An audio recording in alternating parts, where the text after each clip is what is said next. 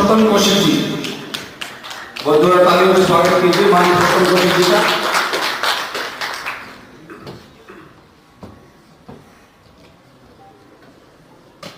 अब हमारे बीच में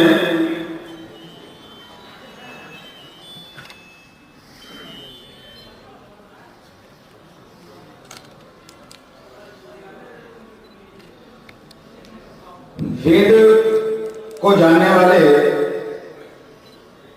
और मेरा तो संपर्क उनसे कम हुआ है, लेकिन उनके बारे में जितनी हमने चर्चाएं सुनी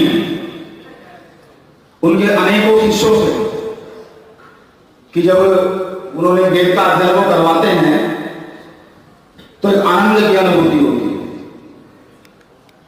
ऐसी महान विभूति हमारे समक्ष हैं जिन्होंने अपना संपूर्ण जीवन वेद को दिया है, और ऐसी महान विभूति का हम स्वागत करते हैं, अभिनंदन करते हैं। तो हमारे बीच में कृष्णचंद्र शर्मा जी नगुरा वाले, मैं आग्रह करूंगा कि वो आए और मंच पर आसन ग्रहण करें। अब इनके विषय में मैंने सुना बहुत कुछ है, लेकिन आचार्य जी से भेंट आज पहली बार हुई है।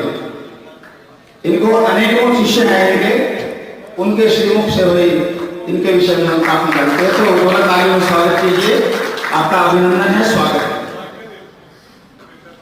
अब हमारे बीच में जीव से अनेकों वर्षों से वेद को जानने वाले और वेद पढ़ाने वाले और संस्कृत अध्यात्म हर प्रकार से इस सेवा में तहे दिल से जो जुड़े हुए हैं, हमारे बीच में आए हुए हैं आचार्य देवी दयाल जी, जो जेल से आए हैं, तो वो भी आपका अभिनंदन है और स्वागत है।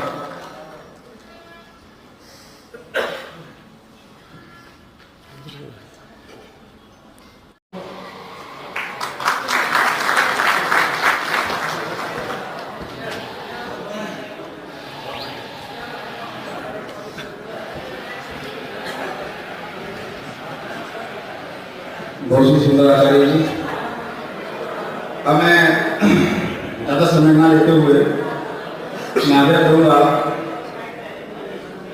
श्री कृष्णचंद्र शास्त्री जी नगुरा वाले, जो हमें वेद के ऊपर कुछ हमें ज्ञान हमें सुनाएंगे और बताएंगे। बताइए। ओम कृष्णाय वासुदेवाय हरे परमात्मने क्लेशनाशाय गोविंदाय नमो नमः। वसुदेव सुतं देवं कंसचाणूरमर्दनं देवकी परमानंदं कृष्णं वंदे जगद्गुरुं। नमः सभाभ्यः सभापति सभी विद्वानों के चरणों में साष्टांग प्रणति।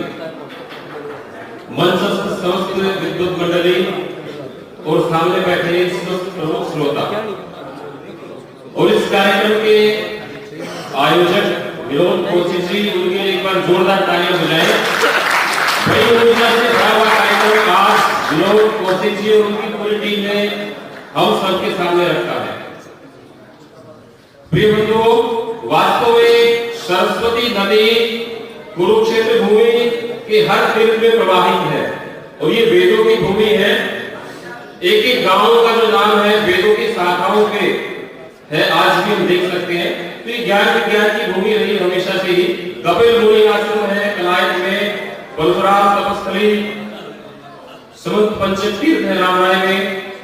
इसके बाद कुरुक्षेत्र में सरस्वती नदी का प्रवाह समस्त तीर्थों में है और तृतीय शाखा वहां लिखी गई। उपनिषदों का निर्माण इसी भूमि में हुआ है और वेद का एक अंग है ज्योतिष। ज्योतिषाम अयनम चक्षु, नेत्र वेद का ज्योतिष कहा गया है।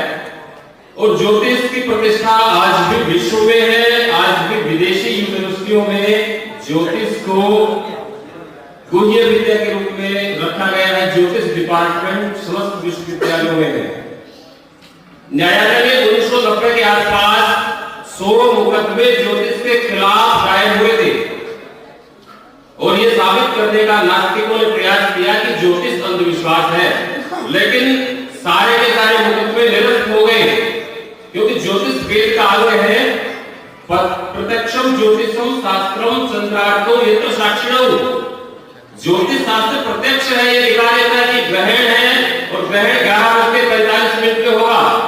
साइंस ने तो आज खोज की है, नासा से सारे कैलकुलेशन मंगा करके वो तो आज संतुष्ट हुए हैं। हमने तो ग्रह कितनी दूर है, कितने समय में सूर्य की किरणें यहाँ पहुंचती है, क्या ग्रहों की गति है, वक्रीकरण क्या है और अतिसार क्या है, ग्रहण क्या है, इतनी सूक्ष्म विचारधारा ज्योतिष के चतुर्लक्षण तो ज्योतिषम 4 लाख ज्योतिष के श्लोक हैं, उसको झूठा साबित कर सकते हैं। तो सारे जगत में निरस्त हो गए और भविष्य के लिए भी किया गया कि ज्योतिष एक साइंस है और साइंस रहेगा। तब कैलकुलेशन गणित कंप्यूटर कुछ नहीं था, फिर भी हमारे ज्योतिषी विशुद्ध गणना करके सटीक बता देते थे।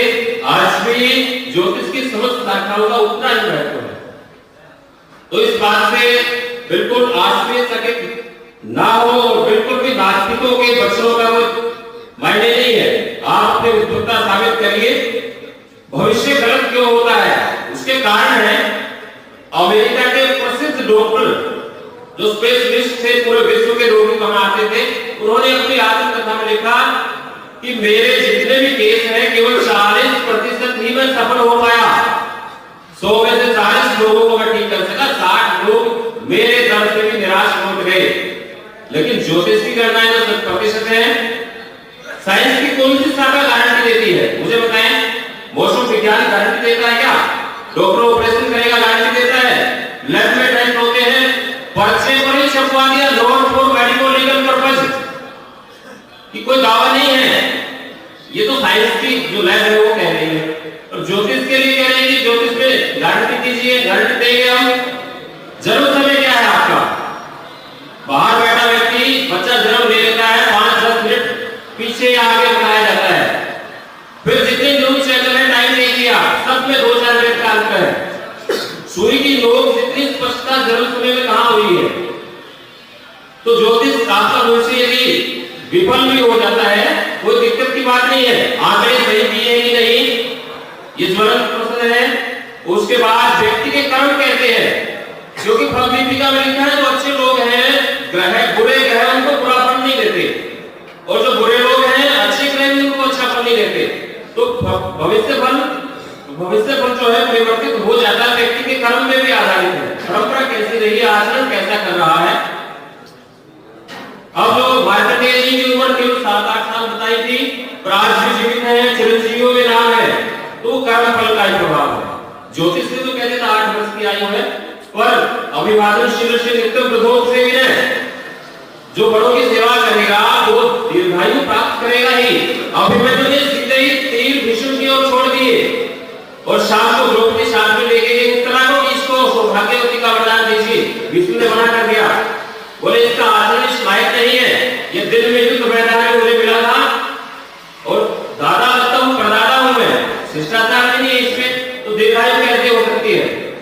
विभीषण ने जब लंकेश की सभा को छोड़ा, कहते लंकेश सभी आयुहीन हो गए, तो सब पुरुषों का अपमान करेंगे तो भविष्य कैसे हो जाएगा, भविष्य बिगड़ेगा ही वो।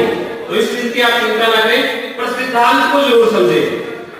ग्रह जहां बैठे हैं वो बताते हैं कि भाई मैं यहाँ हूँ, मुझसे बच के कैसे जाएंगे। सप्तम में यदि मंगल है और बुरे प्रभाव में है, मारपीट भी हो सकती है जीवन साथी के साथ आपस में, बिल्कुल ये ना माने। अष्टम में है, अष्टम वैवाहिक सुख का भाव है, ध्यान दें, सप्तम विवाह का भाव है, अष्टम वैवाहिक सुख का है, नवम पिता का भाव है, दशम भाव पैतृक सुख का है। तो इन बारीकियों को समझेंगे, बड़े कुंडलियों पर भी रिसर्च करनी होगी हमें, और केवल मन से भविष्य नहीं कहना। जो सिद्धांत बोल रहे हैं आप देखिए, लगन कहीं संधि में तो नहीं है, लगन कहीं मूल नक्षत्रों में तो नहीं है, चंद्रमा मूल में है, बाकी ग्रह भी हो सकता है मूल नक्षत्रों में हो या फिर संधि में हो। सब चीजों को कैलकुलेट करिए तो फल जरूर मिलेगा, सटीक मिलेगा। लगन पे लगने से यदि गुरु और शुक्र का प्रभाव हो तो व्यक्ति ब्राह्मण के घर में पैदा होता है या ब्राह्मणों जैसे आचार विचार रहते हैं। तो स्पष्ट कहता है ज्योतिष शास्त्र, हमें रिसर्च करनी होगी और रिसर्च को अप्लाई भी करना होगा। सिद्धांत में कहीं कमी है तो मंच के माध्यम से मैं कहता हूं, कहीं भी गणित में या गणित में कोई है तो ज्योतिष वर्कशॉप आयोजित करिए। मैं आपके साथ हूँ। मुझे कभी याद नहीं कोई भी व्यक्ति गणित में या गणित में सिद्धांत को लेकर के या कोई चैप्टर समझ नहीं आया, इस सब विषय को लेकर के कोई मिलना तो आप मिल सकते हैं। दूसरा, कुंडली आप देखें तो उसमें गाइड करें।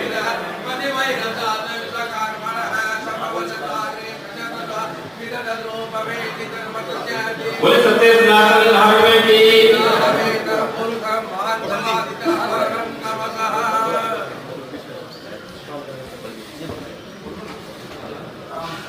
जय श्री राम।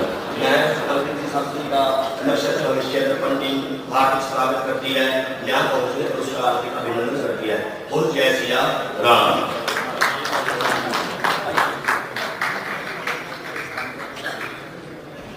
तो साथियों, ज्योतिष को लेकर के ये 2 महीने 4 महीने सीख के काम नहीं करना है। डीपली आपको हर चैप्टर को त्रिस्कंद ज्योतिष है, तीनों में मुहूर्त शोधन है, प्रसूति कुंडली है, जन्म कुंडली है, आप बारीकी से उसका अध्ययन करें। दूसरा, अपना इष्ट देव और इष्ट काल ज्योतिष के दोनों प्रबल होने चाहिए। आप नित्य जप तप भी करें, इष्ट देव को भी मजबूत रखें और इष्ट काल का मतलब है आपकी कैलकुलेशन गणना भी सटीक होनी चाहिए। इष्ट देव और इष्ट काल जिस ज्योतिषी के पास विशुद्ध है वह कभी विफल नहीं हो सकता। तो ज्योतिष शास्त्र में जहां भी दिक्कत लगे हम आपके साथ हैं, और जिनकी कुंडली हम देख रहे हैं आप उसको बता भी दीजिए कि ये ग्रह कमजोर है, आजीवन इनका फल यदि सुधारना है तो ये उपाय आप करिए। 3 प्रकार के उपाय आप जरूर बताएं। कुछ जातक को खुद करने के लिए बताएं जब तक व्रत है, और कुछ ब्राह्मणों से करवाने वो बताएं, और कुछ दान की परंपरा भी बताइए। गाय को देना है, पक्षियों को डालना है, पशुओं को डालना है, या ब्राह्मण कन्या को या फिर कन्याओं को भोजन कराना है, ऐसे उपाय भी आप बताइए। ये इस चीज को देखने की त्रिस्तरीय कार्य जो होगा तो अच्छा रहेगा। खुद भी व्यक्ति जब तक करेगा, ब्राह्मणों से भी करवाएगा और घर में भी आयोजन होंगे तो ये परंपरा भी कायम रहेगी। तो इन शब्दों के साथ मैं अपनी वाणी को विराम देता हूँ। सभी का धन्यवाद।